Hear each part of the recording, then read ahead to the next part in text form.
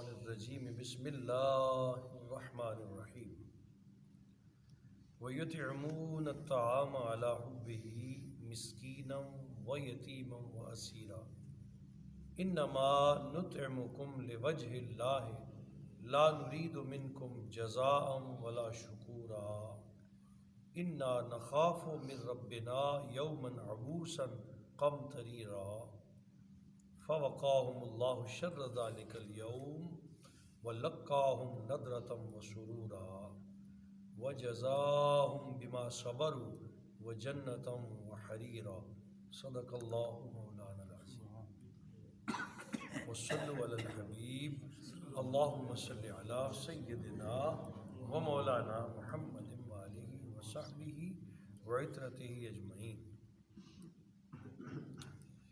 سادہ ترجمہ تلاوت کردہ آیات طیبہ کا یہ ہے وَيُطْعِمُونَ الطَّعَامَ، اور جو کھانا کھلاتے ہیں عَلَىٰ حُبِّهِ اللہ کی محبت میں مسکیناً مسکینوں کو وَیتیماً اور یتیم کو وَأَسِیرًا اور قیدی کو، اور کہتے ہیں انما نطعمکم لوجہ اللہ، ہم تمہیں کھلاتے ہیں اللہ کی رضا کے لیے، ہم تمہیں کھلاتے ہیں اللہ کی رضا کے لیے، لا نرید منکم جزاء ولا شکورا، اور ہم تم سے کسی اجر کے طالب نہیں ہیں اور نہ یہ کہ تم ہمارا شکر کرو۔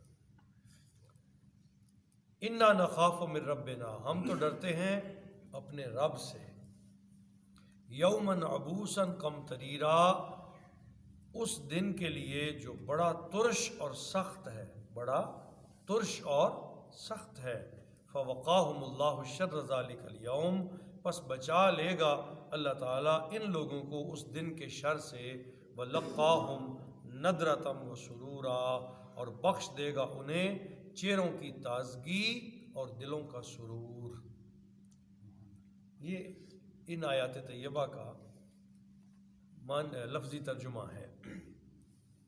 یہاں ایک مضمون بیان ہوا ہے، وہ مضمون یہ ہے کہ اللہ کے بندے وہ ہیں جو کبھی مسکین کو، کبھی یتیم کو اور کبھی قیدیوں کو کھانا کھلا دیتے ہیں اللہ کی رضا جوئی کے لیے، اور ان سے کسی طرح کے اجر یا شکر کے طالب نہیں ہوتے۔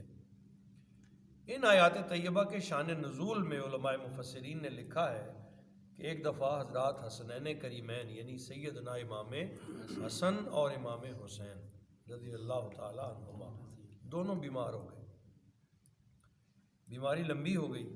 حضور علیہ السلام اور دیگر صحابہ عیادت کے لیے آئے۔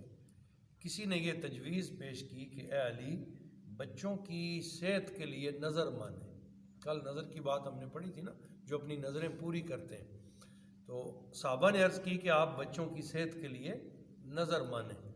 تو سیدنا علی شیر خدا رضی اللہ تعالیٰ عنہ نے اپنی زوجہ حضرت سیدۃ النساء سیدہ فاطمۃ الزہرا اور آپ کی خادمہ حضرت سیدنا فضہ، ان تینوں نے یہ نظر مانی کہ اگر اللہ تعالیٰ نے حسن اور حسین کو صحت عطا فرمائی تو ہم مل کر تینوں 3 روزے رکھیں گے۔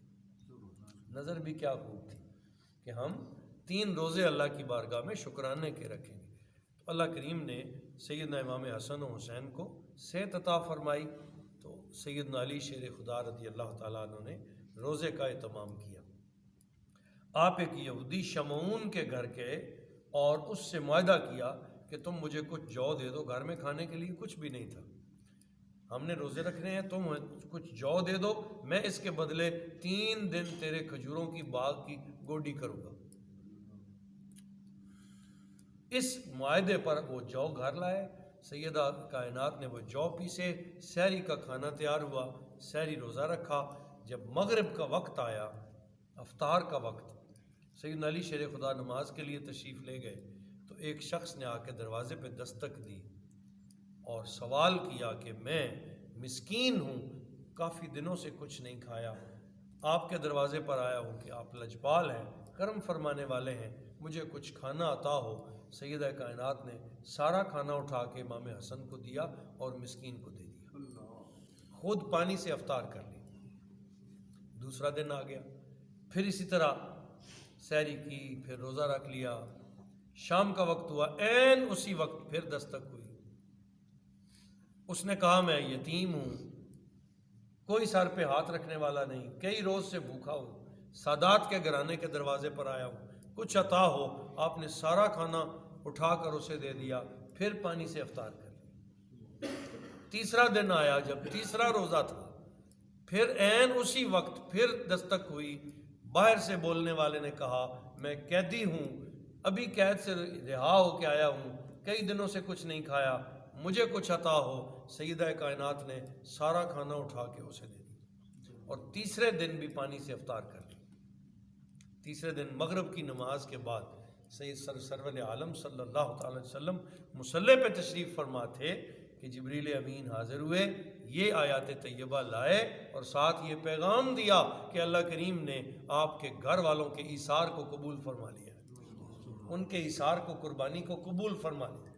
حضور کو خوشخبری مل گئی تو سرکار سیدھے سیدہ کائنات کے گھر تشریف لائے، دیکھا کہ آپ سمٹی ہوئی ایک طرف بیٹھی ہیں، چہرہ زرد ہے، حضرت علی کا بھی یہی حال ہے۔ پوچھا کیا ہو گیا تمہیں؟ کہا یہ ماجرا ہے، 3 دن سے منت کا روزہ رکھ رہے تھے، تینوں دن افطار پہ ایسا ہوا۔ سرکار نے فرمایا تمہیں مبارک ہو، اللہ نے تمہاری اس نظر کو قبول کیا ہے۔ اور یہ آنے والا مسکین، یتیم یا قیدی نہیں تھا، وہ جبریل امین تھے اور خاندان نبوت کا امتحان لینے کے لیے آئے تھے، تم اپنے امتحان میں کامیاب ہو گئے۔ تو یہ آیات کا شان نزول، بعض مفسرین نے اس پہ اعتراض بھی کیا ہے، لیکن اکثریت نے یہی لکھا ہے، پیر صاحب نے بھی یہاں بڑی تفصیل سے اسے لکھا۔ تو کہا اللہ کریم نے کیا، دیکھیں نا پورا مضمون بھی وہی ہے، وَيُطْعِمُونَ الطَّعَامَ عَلَىٰ حُبِّهِ، وہ کھانا کھلا دیتے ہیں اسی کی، یعنی اللہ کی محبت میں، مسکینم و یتیمم و اسیرا، کبھی مسکین کو، کبھی یتیم کو، اور کبھی قیدی کو۔ روایت بھی میں تینوں چیزیں ہیں، یہاں بھی تینوں، اور واحد کے صیغے کے ساتھ بیان ہوئی، ایک مسکین کو، ایک قیدی کو، ایک یتیم کو کھانا کھلا دیتے ہیں۔ اور کیا کس لیے کھلاتے ہیں؟ انما نطعمکم لوجہ اللہ، وہ ایسا صرف اللہ کے لیے کرتے ہیں۔ وہ کہتے ہیں ہم نے تو اللہ کے لیے کھلایا ہے، کسی صلے کی امید اس شخص سے نہیں رکھتے، اسے تو دیکھا بھی نہیں ہے، اس شخص کو تو سیدہ نے دیکھا بھی نہیں، وہ تو باہر تھا۔ کہا ہم تم سے کسی جزا، کسی شکر کی کوئی امید نہیں رکھتے، سب کچھ اللہ۔ تو یہ ایک مضمون تو بیان ہوا، لیکن قیامت تک کے لیے امت کو یہ ایک طریقہ عطا کر دیا گیا، دونوں چیزیں، کہ اگر کوئی صحت کے لیے منت مانے تو وہ بھی جائز ہے، اور یہ عین قرآن کا حکم ہے، تائید الہی سے شامل ہو گئی نا، کہ صحت کے لیے، کسی مشکل کام کے حل کے لیے، کسی تکلیف کے حل کے لیے منت ماننا عین اسلام ہے۔ اور پھر جب منت مان لے تو قرآن کا حکم ہے کہ اسے پورا کرو۔ پیچھے ہم نے پڑھا نا، جو اپنی منتیں پوری کرتے ہیں پھر پورا کرو، پھر اس میں کمی نہ رہنے دو، جو منت مانی جائے جب اللہ کریم کرم کر دے۔ بعض لوگ ایسے ہوتے ہیں، یہاں ایک میں عرض کرنا چاہوں گا، اس طرح کی منت نہیں ماننی چاہیے جو کبھی پوری نہ کر سکیں، اور اگر کوئی ایسی منت مان لے تو اس کا پورا کرنا بھی ضروری نہیں ہے۔ مثلاً ایک آدمی کہتا ہے کہ اگر مجھے فلاں مشکل سے چھٹکارا مل گیا تو میں اس پہاڑ کو ادھر کر دوں گا، اب کوئی کر سکتا ہے؟ یعنی اس طرح کی منت مان لینا جو انسان کر ہی نہ سکتا ہو، اس کو کہتے ہیں ابس۔ کیا کہتے ہیں؟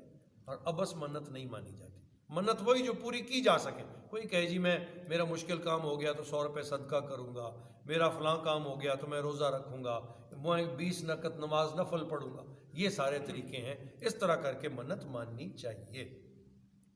تو کہا ہم اللہ کے لیے ایسا کر رہے ہیں، ہم سے کوئی صلے کی امید نہیں رکھتے، نہ ہی شکر کی امید رکھتے ہیں کہ کوئی ہمارا شکر ادا کرے۔ انا نخاف من ربنا، ہم تو بس اپنے رب سے ڈرتے ہیں، ہم تو اپنے رب سے ڈرتے ہیں۔ یومن عبوسا قمطریرا، اس دن کی سختی سے جو بڑا شدید اور ترش ہے، تاکہ اللہ تعالیٰ اس روز ہمیں آزادی عطا کر دے۔